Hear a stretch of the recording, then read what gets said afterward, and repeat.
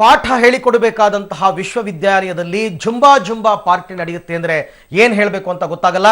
ಬೆಂಗಳೂರು ವಿವಿಯಲ್ಲಿ ಈ ರೀತಿ Zumba party ನಡೆದ್ರ ಬಗ್ಗೆ ಮಾಹಿತಿ ಬರ್ತಾ ಇದೆ.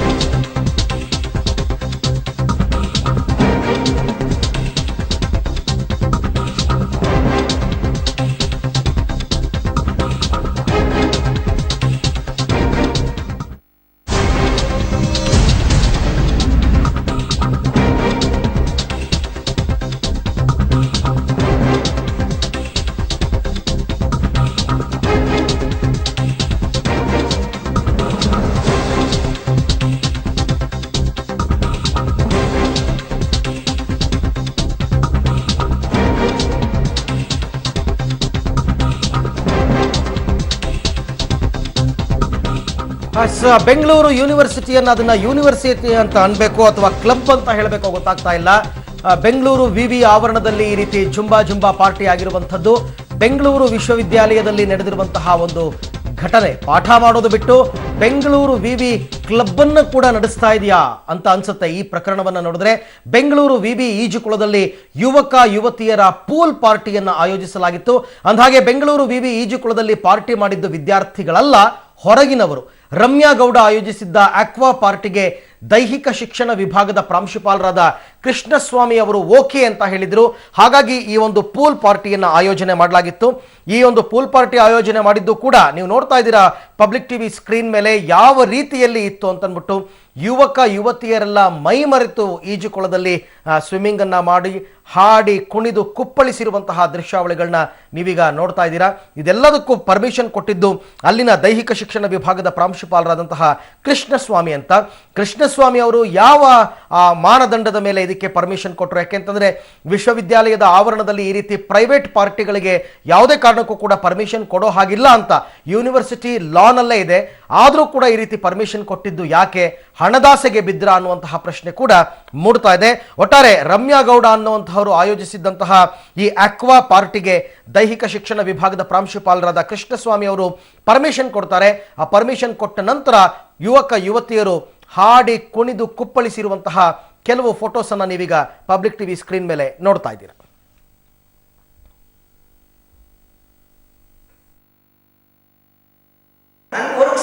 ನನಗೆ ಫಿಟ್ನೆಸ್ ಬಗ್ಗೆ ನನ್ನ ನಾಲೆಡ್ಜ್ಗೋಸ್ಕರ ಲೆಟರ್ ಕೊಟ್ಟಿದ್ದಾರೆ, ನಾನು ಪರ್ಮಿಷನ್ ಕೊಟ್ಟಿದ್ದೀನಿ. ಇವೆಲ್ಲ ಗಲಾಟೆ ಮಾಡೋದ್ಮೇಲೆ ನನಗೆ ಯಾಕೆ ಬೇಕು ಅಂತ ನಾನು ನಿಲ್ಲಿಸಿ ಇದು ಮಾಡೋದಷ್ಟೇ. ಪ್ಲೀಸ್ ನೀವು ಬಿಡಿ, ಈಗ ನಮ್ಮನ್ನ ಯಾಕೆ ಇಂತ ಇದು ಮಾಡ್ತೀರಾ?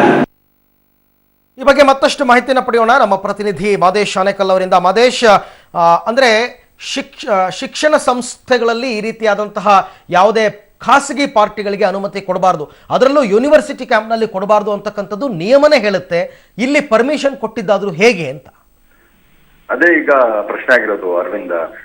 ಇಲ್ಲಿ 550 ರೂಪಾಯಿ ಅಂದ್ರೆ ಒಬ್ಬರಿಗೆ 550 ರೂಪಾಯಿ ಚಾರ್ಜ್ ಮಾಡಿ ಈ ತರದ್ ಮಾಡಿರೋದು. ನಾವು ಅಲ್ಲಿ ಪ್ರಶ್ನೆ ಮಾಡಿದಾಗ ಕೃಷ್ಣಸ್ವಾಮಿ ಅವರನ್ನ ಅವ್ರು ಹೇಳೋದು ಇಲ್ಲಿ ಒಂಥರ ವರ್ಕ್ಶಾಪ್ ಅಂತ ಹೇಳಿದ್ರು. ನಾವು ದೈಹಿಕ ವಿಭಾಗದಲ್ಲಿ ಇರೋದ್ರಿಂದ ನಮ್ಮ ಹುಡುಗರಿಗೂ ಕೂಡ ಅದು ಹೆಲ್ಪ್ ಆಗುತ್ತೆ, ಅದರಿಂದಾಗಿ ನಾವು ಅದಕ್ಕೆ ಪರ್ಮಿಷನ್ ಕೊಟ್ವಿ. ಅದು ಕೂಡ ಮೌಖಿಕ ಪರ್ಮಿಷನ್, ಅದು ಲಿಖಿತ ಪರ್ಮಿಷನ್ ಎಲ್ಲೂ ಕೊಟ್ಟಿಲ್ಲ. ಅಂದ್ರೆ ಇಲ್ಲಿ ಗವರ್ಮೆಂಟ್ ಯೂನಿವರ್ಸಿಟಿ ಆಗಿರೋದ್ರಿಂದ ಲಿಖಿತವಾದಂತಹ ಪರ್ಮಿಷನ್ ಇರ್ಬೇಕಿತ್ತು, ಅದ್ಯಾವುದೂ ಕೂಡ ಇಲ್ಲ.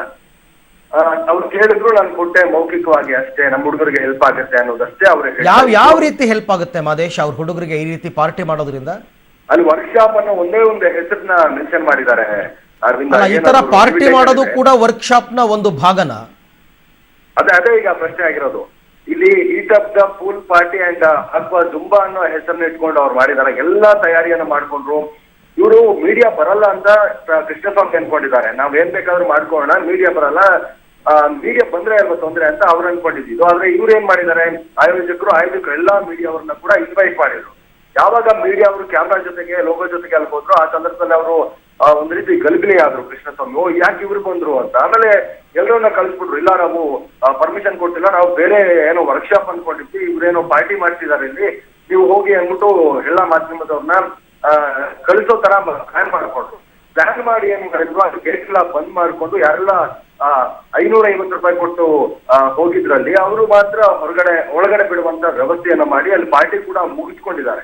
ನಿನ್ನೆ ನಾವು ಹೋಗಿ ಅವ್ರನ್ನ ಪ್ರಶ್ನೆ ಮಾಡಿದ್ವಿ, ಯಾಕೆ ಪಾರ್ಟಿ ಮಾಡಿದಿರಲ್ಲ, ಕಳಿಸ್ಬಿಟ್ರಿ ನೀವು ಮಾಧ್ಯಮದವ್ರನ್ನ, ಪಾರ್ಟಿ ಯಾಕೆ ಮಾಡಿದ್ರಿ, ಏನಾದ್ರು ದುಡ್ಡೇ ತಗೊಂಡಿದ್ದೀರಾ ನೀವು, ಇಲ್ಲ ಬಿಲ್ ತೋರಿಸಿ. ಈಗ ಹೊರಗಿನವರು ಏನಾದ್ರು ಅಲ್ಲಿ ಕಾರ್ಯಕ್ರಮವನ್ನ ಮಾಡುವಂತ ಸಂದರ್ಭದಲ್ಲಿ ಯೂನಿವರ್ಸಿಟಿಯವರು ಬಾಡಿಗೆ ತಗೋತಾರೆ. ಅಂದ್ರೆ ಇಷ್ಟೊಂದು ಬಾಡಿಗೆ ಫಿಕ್ಸ್ ಮಾಡಿ ಅಲ್ಲಿ ವ್ಯವಸ್ಥೆಯನ್ನ ಮಾಡ್ಕೊಡುವಂತ ಪರ್ಮಿಷನ್ ಕೊಡ್ತಾರೆ. ಅಂದ್ರೆ ಅದು ಯಾವ್ದು ಕೂಡ ಆಗಿಲ್ಲ. ಅಂದ್ರೆ ಇವರು ಲಿಖಿತವಾಗಿ ಕೂಡ ಪರ್ಮಿಷನ್ ಕೊಟ್ಟಿಲ್ಲ. ಹಂಗಾದ್ರೆ ಇವರು ಅವ್ರ ಹತ್ರ ಸ್ಪೆಷಲ್ ಆಗಿ ದುಡ್ಡು ತಗೊಂಡು, ಅಕ್ರಮವಾಗಿ ದುಡ್ಡು ತಗೊಂಡು ಈ ರೀತಿಯಾಗಿ ಪರ್ಮಿಷನ್ ಕೊಟ್ಟಿದ್ದಾರ ಅನ್ನುವಂತ ಅನುಮಾನ ಏನಿತ್ತು. ಅದು ನಿಜ ಅನ್ನಿಸ್ತು ನಿನ್ನೆ ಹೋಗಿ ಅವರನ್ನ ಪ್ರಶ್ನೆ ಮಾಡಿದಾಗ. ಯಾಕಂದ್ರೆ ಅವ್ರ ಹತ್ರ ಯಾವುದೇ ರೀತಿಯಂತ ದಾಖಲೆನೇ ಇರಲಿಲ್ಲ. ಹಾಗಾದ್ರೆ ಈ ರಮ್ಯಾ ಗೌಡ ಯಾರು ಮದೇಶ್? ರಮ್ಯಾ ಗೌಡ ಅವರು ಒಂದು ಆಕ್ವಾ ಪಾರ್ಟಿ ಆರ್ಗನೈಸ್ ಮಾಡ್ತಾರೆ ಅಂತಂದ್ರೆ ಅಷ್ಟು ಪ್ರಭಾವಶಾಲಿಗಳ ಅಂತ? ಅಂದ್ರೆ ಇದು ನನ್ಗೆ ಬಂದಂತ ಮಾಹಿತಿ ಪ್ರಕಾರ ಈ ರಮ್ಯಾ ಗೌಡ ಅನ್ನೋರು ಸೆಲೆಬ್ರಿಟಿ ಮತ್ತೆ ಫಿಟ್ನೆಸ್ ಟ್ರೈನರ್.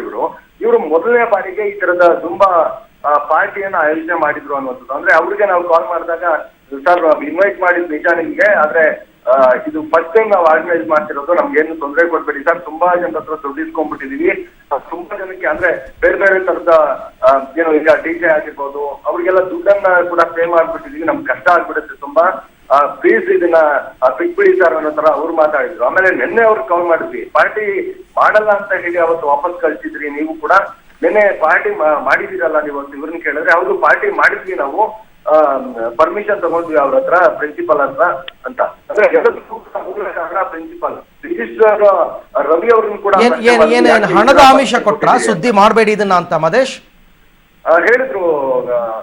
ಅಂದ್ರೆ ಸುದ್ದಿ ಮಾಡ್ಬಿಡಿ, ನಿಮ್ಗೆ ಏನ್ ಬೇಕಾದ್ರೂ ಮಾತಾಡೋಣ, ಕೂತ್ಕೊಂಡು ಬೇಕಿದ್ರೆ ಹೇಳಿ ನನ್ಗೆ.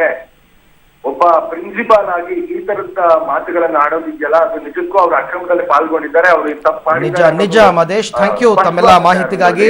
ಒಂದು, ಈ ರೀತಿ ಮೌಖಿಕ ಅನುಮತಿ ಕೊಟ್ಟಿರುವಂಥದ್ದೇ ತಪ್ಪು, ಅದರಲ್ಲೂ ಕೂಡ ಇದನ್ನ ವರದಿ ಮಾಡಬೇಡಿ ಅಂತ ಮಾಧ್ಯಮದವರಿಗೆ ಹಣದ ಆಮಿಷ ಕೊಡ್ತಾರೆ ಅಂತಂದ್ರೆ ಅದೇನವರು ಅದು ಯಾವ ರೀತಿ ಶಿಕ್ಷಣ ಇಲಾಖೆನಲ್ಲಿ ಅವ್ರು ಕೆಲಸ ಮಾಡ್ತಾ ಇದ್ದಾರೆ ಅಂತಕ್ಕಂಥದ್ದು ಅರ್ಥ ಆಗ್ತಾ ಇಲ್ಲ. ಒಂದ್ ರೀತಿ ನಗೆಪಾಟಲಿಗೆ ಮತ್ತು ನಾಚಿಕೆಗೇಡಿನ ಕೆಲಸ ಇದು ಅಂತಂದ್ರೆ ತಪ್ಪಾಗೋದಿಲ್ಲ.